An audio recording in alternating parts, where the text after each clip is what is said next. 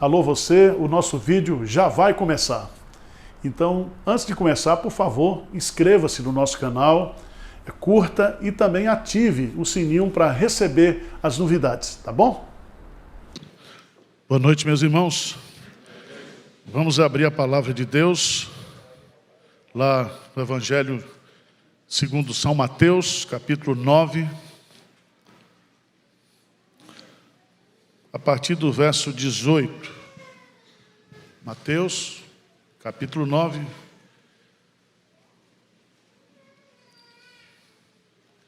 Diz assim: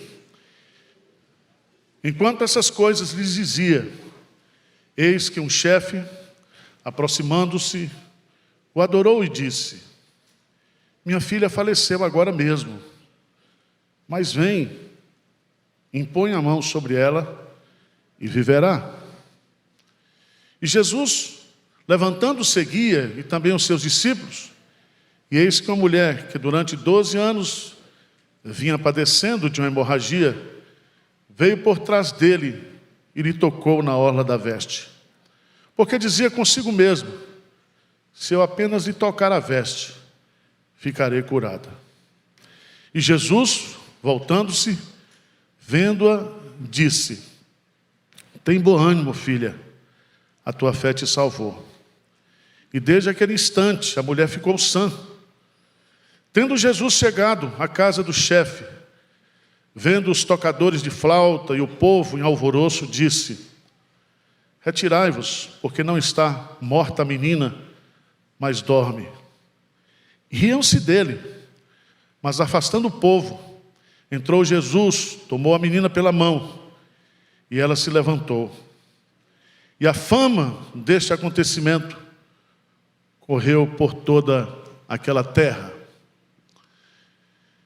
Eu quero meditar com vocês nessa noite sobre um clamor. Jesus, eu preciso de um milagre. Amém? Eu preciso. Você precisa. E todos nós sabemos que o Evangelho de Mateus foi escrito para provar que Jesus é rei. Mas não somente rei de Israel, o Messias prometido, mas ele vai ser o rei de todas as nações. E no capítulo 1 e 2, Mateus narra a genealogia e o nascimento do rei. Nos capítulos 3 e 4, Mateus registra justamente a preparação de Jesus, a preparação do rei e o início do seu ministério. Nos capítulos 5, 6 e 7, Jesus, o rei, estabelece os princípios que deverão reger a vida dos seus súditos, o Sermão da Montanha. Mas nos capítulos 8 e 9, Mateus quer que eu e você saibamos de que não existe problema na nossa vida que Deus não possa resolver. E nesses 2 capítulos ele vai fazer um apanhado de milagres de Jesus para mostrar que Jesus é poderoso. O rei tem poder. Amém? E veja, se você pegar no capítulo 8, Mateus vai elencando vários milagres. Ele começa com a cura de um leproso, depois ele cura o criado de um centurião, depois ele cura a sogra de Pedro. Nos versos 16 do capítulo 8 vai falar que ele fez muitas curas para que se cumprissem as profecias. Jesus depois acalma a tempestade.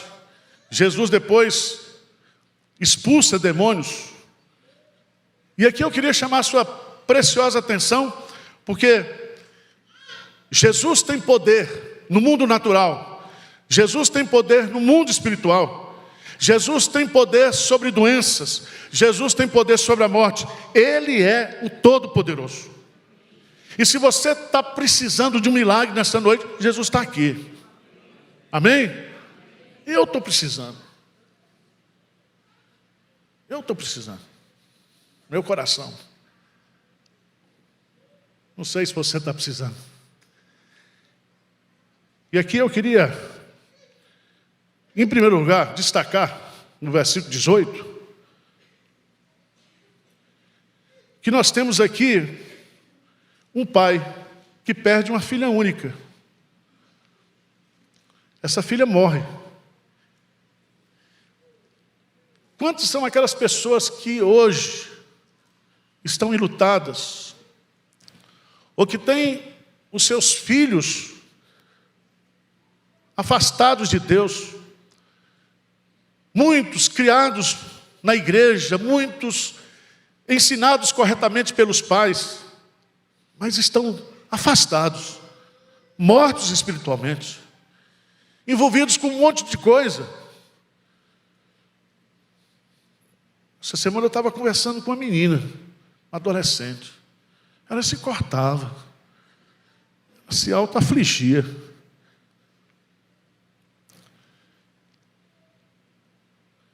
Você vai caminhando, tendo contato com as pessoas, e você vai descobrir que nós vivemos hoje num mundo de muito sofrimento.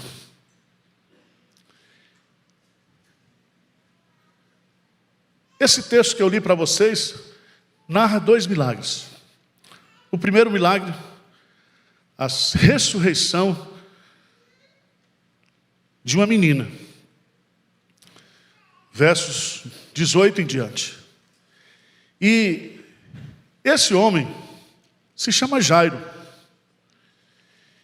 E quando ele se dirige a Jesus, veja aí, no versículo 18, enquanto essas coisas lhe dizia, eis que um chefe, aproximando-se, o adorou e disse: minha filha faleceu agora mesmo, mas vem, impõe a mão sobre ela e ela viverá. Veja aqui 3 detalhes importantíssimos, porque não é Jesus que vai a Jairo, é Jairo que vem a Jesus. Talvez nessa noite eu e você precisamos nos dirigir a Jesus, ir até Jesus, de 3 maneiras. Nós temos que ir a Jesus com fé. Com fé. Se o Senhor for lá, se o Senhor agir, a minha filha que está morta, ela é o quê? Viverá. Eu creio que o Senhor é poderoso. É poderoso. Ele vai a Jesus com humildade. Ele adora, ele se prostra.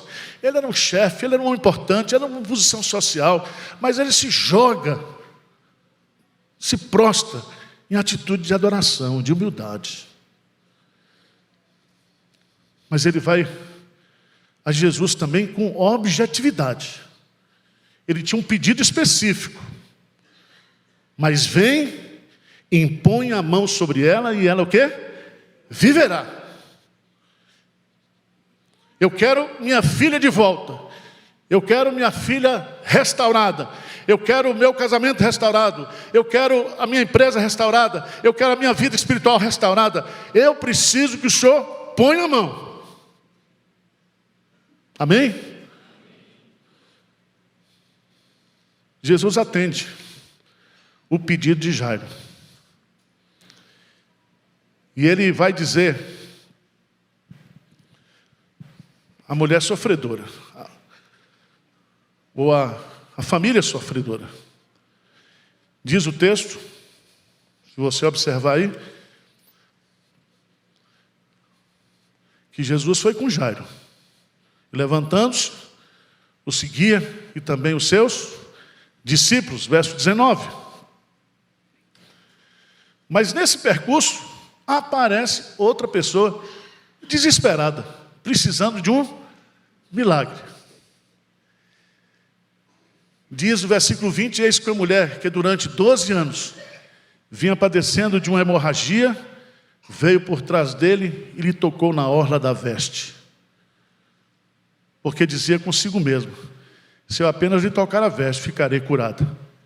E tendo voltado-se e vendo-a, disse: tem bom ânimo, filha, a tua fé te salvou. E desde aquele instante a mulher ficou sã. Aqui nós temos alguns detalhes muito importantes. São 4 informações sobre essa mulher. Ela era uma mulher anônima. Uma mulher sem nome, sem sobrenome, sem CPF, sem RG. Uma mulher que não tinha nem procedência nem origem. Porque quando a gente está sofrendo, quando você está passando por uma dificuldade, e quando você precisa de um milagre de Jesus, não precisa passar as informações não, que ele já sabe. Ele sabe quem você é, ele conhece a sua dor, ele sabe onde você está, ele está sentindo o que você está sentindo. Pode ter certeza disso. Era uma mulher doente, 12 anos, sofrendo com uma hemorragia incurável. Provavelmente estava anêmica. E os médicos não tinham solução para o seu problema. Ela era uma mulher falida, porque o texto paralelo diz que ela gastou tudo quanto possuía para tratar a sua doença. Ela estava quebrada, financeiramente sem dinheiro. Ela era uma mulher desiludida, porque apesar do seu esforço, ela continuava piorando. Você já pensou nisso? Você está numa situação difícil, você ora e piora. Ora e piora. Mas, irmãos, o que nos chama a atenção nessa mulher é que apesar de toda essa descrição, ela tinha fé em Jesus. No versículo 21, Jesus vai dizer: a tua fé te salvou. Ou, se eu apenas o quê? Lhe tocar a veste, eu ficarei o quê? Curada. Eu creio que há poder em Jesus. Ele não precisa nem parar a sua agenda, não precisa nem olhar para mim, eu apenas quero tocar nele.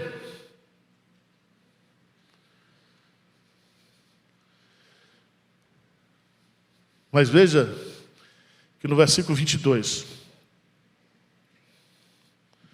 Jesus, voltando-se, vendo-a, disse: tem bom ânimo, filha, a tua fé te salvou. E desde aquele instante a mulher ficou sã. E aqui eu acho a doçura de Jesus, a misericórdia de Jesus, o amor de Jesus por aquela mulher. Primeiro, Jesus a encoraja. Tem bom ânimo. Tem bom ânimo. Tem bom ânimo. Essa palavra aparece várias vezes na boca de Jesus. Porque quando Jesus se dirige a nós, quando nós cremos em Jesus, é para ter bom ânimo mesmo. Porque Ele vai resolver. Jesus a chama de filha, sinal que a mesma foi curada também espiritualmente. É a mesma expressão que Jesus usa para os apóstolos: filhos. Filhos. Mas Jesus também diz para ela: a tua fé te salvou. A fé foi o meio pelo qual ela recebeu a cura do seu corpo e a salvação da sua alma. Deus usa o sofrimento para nos levar a Jesus. Deus nos coloca em situações incompreensíveis, inaceitáveis da nossa parte, porque Ele quer fazer um milagre na nossa vida. Mas a caravana não para. Ele estava se dirigindo para onde? Para a casa de Jairo. E diz o texto que, tendo Jesus chegado à casa do chefe, e vendo os tocadores de flauta e o povo em alvoroço, disse: retirai-vos, porque não está morta a menina, mas dorme. E riam-se dele. Para Jesus, a morte é como um sono, pois ela não acaba com a existência de uma pessoa. A palavra dormir vem do Antigo Testamento e refere-se a morrer. Ela é usada no Novo Testamento também nesse sentido, para descrever que a morte dos crentes é apenas um repouso. Um repouso. Não um repouso inconsciente, mas um descanso das lutas e dos sofrimentos. Eu acho lindo isso aqui, porque diz o texto que Jesus tomou a menina pela mão e ela se levantou. Acordou da morte, acordou do sono. Você já pensou nisso? Que Jesus tem poder para levantar seu filho, para levantar você. E Ele está pronto para fazer isso. Ele está pronto. Comparando os textos, é muito interessante porque Marcos diz que Jesus ordena a menina e ela se levanta. Aqui ele toma pela mão. E lá em Apocalipse capítulo 1, versículo 18. Queria que você lesse comigo. Apocalipse, capítulo 1, versículo 18. Põe na tela aí. O que diz? E aquele que vive, estive morto, mas eis que estou vivo pelos séculos dos séculos, e tenho as chaves da morte e do inferno. Irmãos, esses milagres que Jesus Cristo faz na minha vida, na sua vida, na vida do povo dele, é apenas um introito daquilo que está reservado para nós.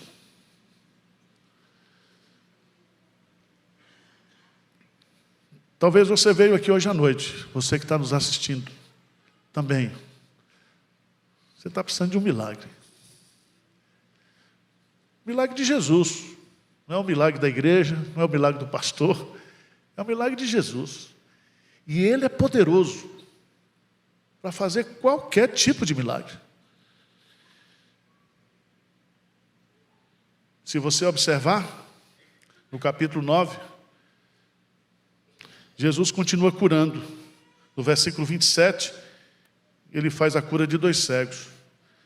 Nos versos 32 a 34, Ele cura um mudo que era endemoniado.